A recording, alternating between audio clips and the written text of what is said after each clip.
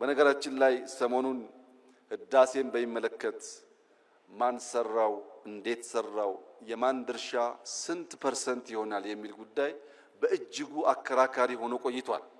ለምን? ስለጨረስ ነው።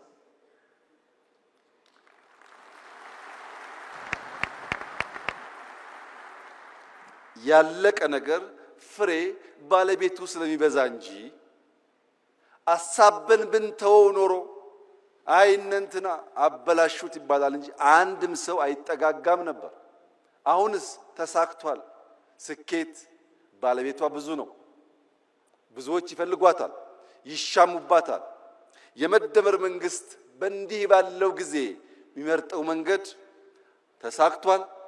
የስኬት ባለቤት እናንተ ሁኑ ነው።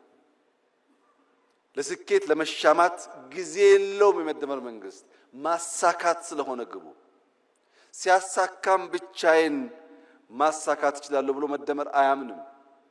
የብቸኝነት ጉድለት ስላለ ኢትዮጵያውያን በሚችሉት ሁሉ ተደምረው ያሳኩት የመላ የኢትዮጵያውያን ገድልና ድል እንጂ የአንድ መንግስት፣ የአንድ ሰው፣ የአንድ ግለሰብ አይደለም።